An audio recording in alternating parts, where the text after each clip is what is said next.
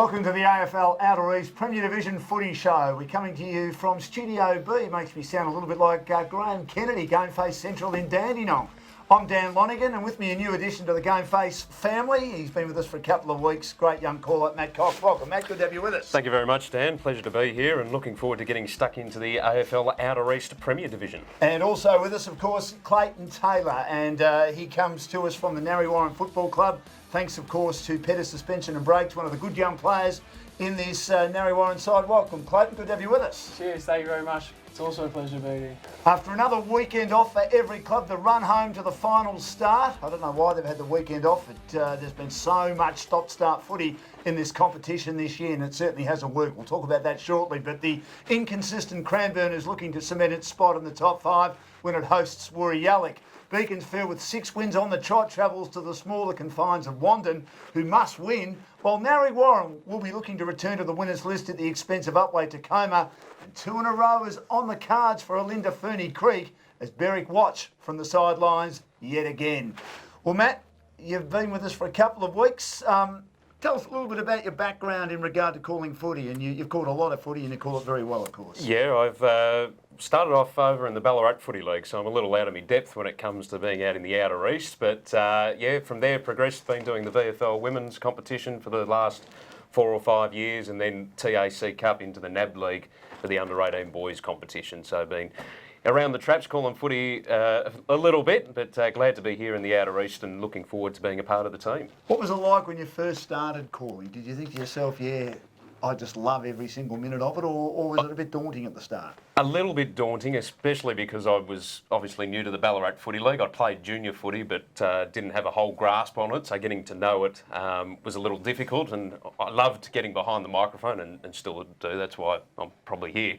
But I don't like listening back to those early tapes. It sounds like there's a jockey coming through from the Melbourne Cup. So apologies to everyone out in the Ballarat Footy League. At least the Outer East are hopefully going to get something a bit better. No, they absolutely will. I can tell you this, I've called footy with Matt the last couple of weekends and he's absolutely sensational. So Outer East, look forward to a professional caller who'll be absolutely sensational. Now, Clayton is with us from the Narre Football Club. You had another week off last week. The whole of the Premier Division had the weekend off. I've been told you've got to play 16 rounds, you've got to get through 24 weeks of the season because the grand final is on the Friday before the AFL grand final. It's not a perfect fixture or a perfect formula, Clayton, is it, for all the footballers in particular? No, it's not, because then it's usually how you play 2 games, then bye, 2 games and a bye, and then if you're unfortunate enough, I think like Berwick or even Cranbourne, I think you said they had 2 byes in a row, so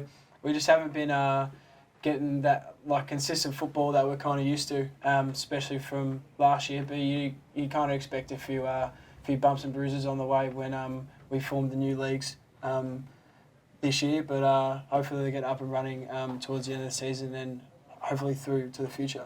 So the continuity or the lack of continuity of football, how frustrating is it as a player?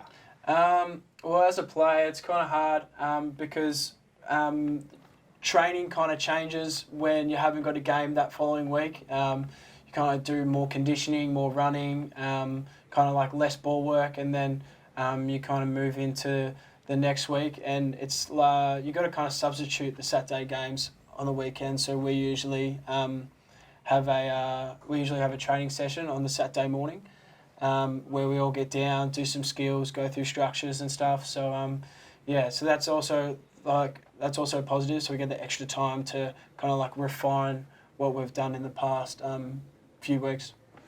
The loss to Beaconsfield a couple of weeks ago, it was a terrific game of footy. As you said, it was a very physical game of footy. You were in front all day and they got on top in the last quarter.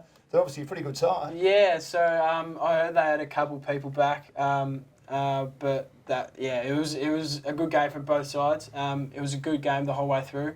And unfortunately they pipped us towards the end. I think they kind of ran over the top of us towards the end of the game in the last few minutes. So Currently sitting second on the ladder. How's that being treated internally? Is it where you expect it to be, or have the couple of games that you've dropped been harshly taken? Well, we've kind of come up.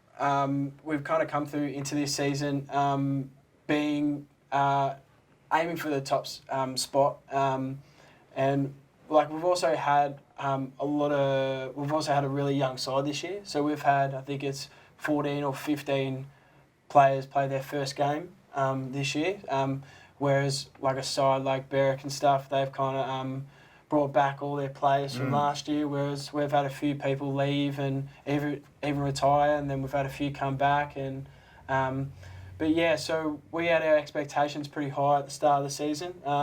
We knew that we wanted to be towards the end of the season, up in the top ranks, in the 1 or 2 spot. But yeah, I think we're on track as well. So Now, when you got into the team, you've managed to stay in the team. So you must be delighted by that. You played 11 games in a row. Were you confident once you got in you could stay in that team? You're obviously playing great footy. Well, I was a bit nervous in the pre-season. I wasn't sure I was going to play the first game because we were playing that season opener against Berwick, which is obviously a big game and a big game to debut and play your first game. Which Yeah, absolutely. I was pretty nervous in the rooms before and the days and the training leading up to it. But if I'm being completely honest, I didn't think I'd be playing 11 straight games. I thought I'd be, my first year, so my first year playing senior footy, so I thought I'd kind of be up and down in the 2s, in the 1s.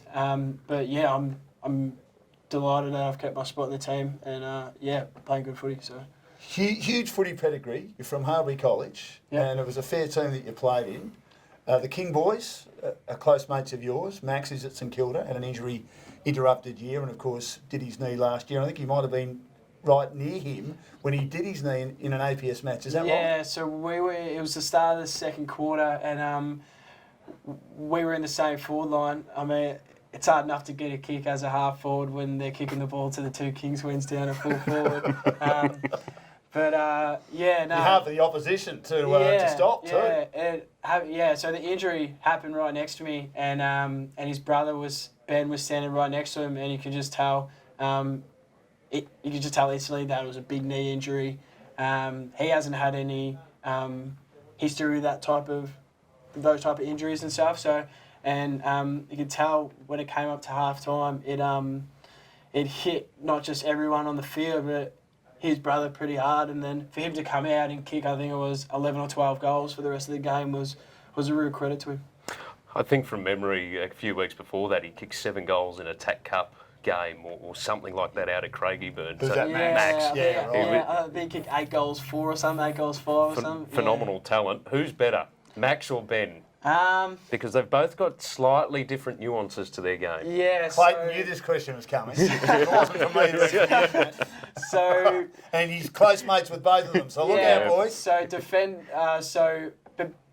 Ben was more of a defender growing up, and Max was actually a midfielder growing up. So you can see him when he plays now.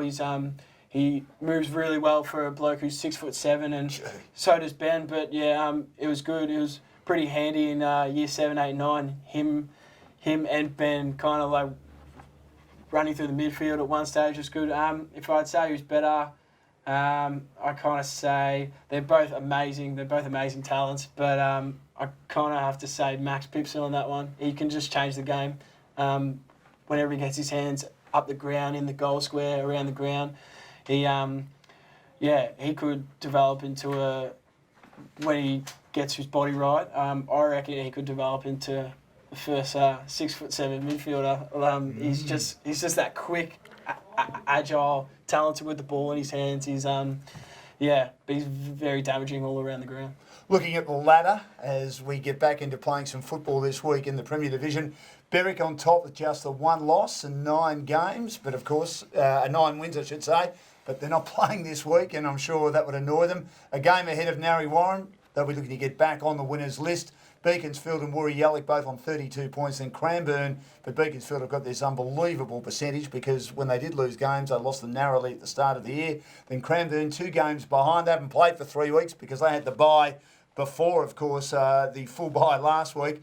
And then they're 4 points ahead of Wandon. But Wandon's percentage is terrible, just in the low 70s. Alinda Ferny Creek on 16 points. Still a chance at playing finals. But Upwey, Tacoma and Hillsville are starting to look at next year. And Hillsville, at this stage, the favourite, Matt, to go down and be part of First Division. Now, this week, Hillsville take on Alinda. It's a massive game for Hillsville at home, boys, to try and get back on track. Clayton, I'll start with you. Can Hillsville get a win, or Alinda, who were very good a couple of weeks ago, will they be too strong? I do think Alinda will be too strong. They've got, I think they've got a few midfielders back, and they've got some good young talents down forward. I think that Lockie Taylor was very hard to match up on. I think he's their leading goal scorer for them, and I think Alinda will be too strong. What do you think, Matt? I know you haven't seen them yet, but I mean, you've done your homework. I'm having a look at this. I'm very impressed. I've had a look, and I know that Hillsville, that they knocked off Upwade Tacoma They did. a couple of weeks ago. It was a sensational win, and their big forward, Rod Woodford, kicked 6 in the wet. Well, there you go. If it's going to be similar conditions on the weekend, I haven't seen what the weather forecast is, but I think Hillsville might be able to cause a little upset. We'll wait and see. It'll be interesting. They'll be Kiss of death. They'll be wrapped if they can. Now, Wandon hosting Beaconsfield. The small ground, they're good on the small ground. They've struggled on the big grounds. Big test for Beaconsfield because they've been flying and then they've had the week off. Will that affect their momentum? And we know what a great win it was against Narry Warren. I'm thinking Wandon might win at home. But if Beaconsfield win this, you'd have to say, Clayton, they're definitely a premiership contender, and they probably already are now, aren't they? Yeah, well, they've kind of solidified themselves as a top 4 side in the league. But I actually don't know how they play on smaller grounds. I know that Wandon play their ground beautifully, and we've got them coming up in the next couple of weeks, so we need to prepare for that. I think Beaky will be too strong. But if the Wandon key forwards like Van Noonan and Daniel Gorringe get up, it could be hard to see how the backs could stop them if they're on a roll. Because, Matt, the smaller grounds have troubled the clubs from the Sefnal like Beaconsfield and Berwick and Narry and Cranbourne, and yet the bigger grounds have troubled the Wandons and the Woori Alex, etc. No coach hates me saying that like Gary Ayres, but anyway, and then you can hear him in the background grumbling because that's one of Gary Ayres' great lines, one of my favourite people in football. What did he used to say? The Mews and the Ayreses and the Kennedys and all that. But anyway, it'll be a tough task for Beaconsfield against Wandon. As I said, I'm going for Wandon. What about you, Matt? I think I'm going to go the underdog again with this one. Just from the way you've described how they play the grounds, those smaller grounds, they can catch clubs out. But I wouldn't be surprised if Beaconsfield can record their 7th win in a row. Is that correct? Correct. Yeah, Yeah, it would be fantastic for them. Now, Narry Warren, have you ever played it up by Tacoma? It's a beautiful ground. It's got this great little grandstand on the other side. I know you won't be able to sit in it because you're out there playing. Yeah, it is an opportunity again to get back on track, isn't it? Yeah, well, I haven't actually seen the ground, but I've spoken to a few boys who from other clubs who have played there, and they said it's kind of similar to Alinda's ground, kind of the same environment. A lot of trees, got that real like country feel. Yeah, it has. Beautiful ground. And lovely hills too. Yeah, exactly. But as us, Narry, I think how we transition onto the smaller ground from playing, because Kalora Park's not as big as the Edwin Flacks and the Holm Parks, but we've adjusted at training and we've got the game plan. I think Matt goes. Your coach sends you down to the junior grounds. Is that right? When you are playing on those smaller grounds, because the wings are because our wings at Kalora Park they're about 40 to 45 metres long, and the ones at the junior grounds and up in the hills they're about 15, 20 metres from the wing to the boundary line. So it's good to get our structures right there and kind of push it in tight. But it's going to be interesting to see how we play in that real country feel kind of ground. Yeah. I think Narry Warren will win. Upway's really struggling, unfortunately. And look, they know where they're at, to be honest. They've got a very good committee. They're well organised. Their football director, Darren Oates, knows that they need some players, a little bit more experience for next year, and they're going to be staying up in the top division. But they've got a fair way to go, and I'd expect Narry to hit back. Yeah, well, I can't tip against Narry, given our guest on the panel, so I'll go with Narry Warren. I'll go safe. And a massive game, Cranbourne and Woori Alex. Cranbourne haven't played for a while, and it's been an up and down season for them, and they really have lamented that they've probably been affected the most Clayton, in regard to the lack of continuity of footy. It's a game they must win at home. Woori though, are probably the best of the year. In fact, they are the best of the year. Rangers sides have been pretty good this year. Yeah, they gave us they gave us a bit of a run for our money when we played them on their home deck. Yeah. Luckily, Stephen Milne wasn't playing, so That's right. very lucky, or else he probably would have given us a bath. But the Monkhurst boys are in unbelievable form, I hear. Killing them. And they gave us quite a scare in the first half. But I think we just ran over the top of them. But I can see Cranbourne getting over the top of them against these guys. If it was a Woori, I think Cranbourne at home. But as I said, a bit concerned by their lack of football, Matt. That's been their big issue this year, and that's why they've lost more games than they've won. But I still expect them to make the final. And it's curious too, given their positions on the ladder, 4th v 5th. They're both a game behind the rest of the pack. Everyone else has played 10 games. Yeah. So they've played 9. This is shaping up to be match of the round. I think I'll lean towards Woori, but I'm not confident. Fair enough. Should be a terrific game of football. Now, just before we go, I mean, my big issue this week is the fact that there's just too many buys in the top division. I know they had a buy to cater for the Vic Country Championships.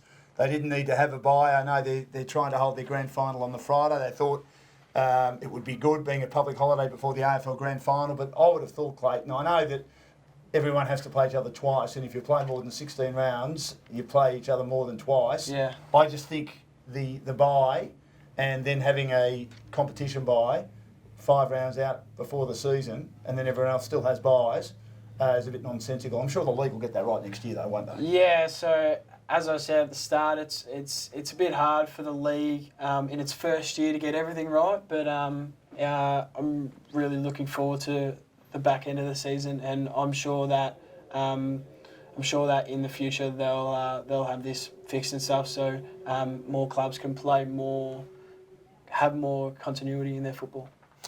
And Matt, just before we go, I mean, obviously divisional football, you're seeing a bit of it at the moment in the NPNFL and also the Outer East. And we know how good it's been in the amateurs for a long, long time. It works, doesn't it? It does. It gives incentive, particularly for those lower clubs. I mean, obviously, those at the bottom of the ladder, they're trying to develop the talent, but they get the opportunity to get some success the following year. So I think it works out really well. And I'm just looking forward to getting out to the Outer East this weekend. I think I'm rostered on to go out there. So looking forward to being a part of the weekend's action and getting up into the hills. And Clayton, we'd like to thank you very much for being part of our show. Thanks to Petter's Suspension and Brakes, our guest, Clayton Taylor from the Narre Footy Club, going beautifully. Been in the team since the start of the season, and he was a forward, but he's become a defender and playing wonderful football. Good luck for Narre on the weekend and for the rest of the season. And that's it for this week's Outer East Premier Division Footy Show. Good luck, Matt, out in the Outer East this week, and we look forward to seeing what happens in the Outer East Premier Footy this weekend. And we thank you for being part of the show. From Studio B, GameFace Central. Thank you too, Coach. We'll see you next week. Get your GameFace on.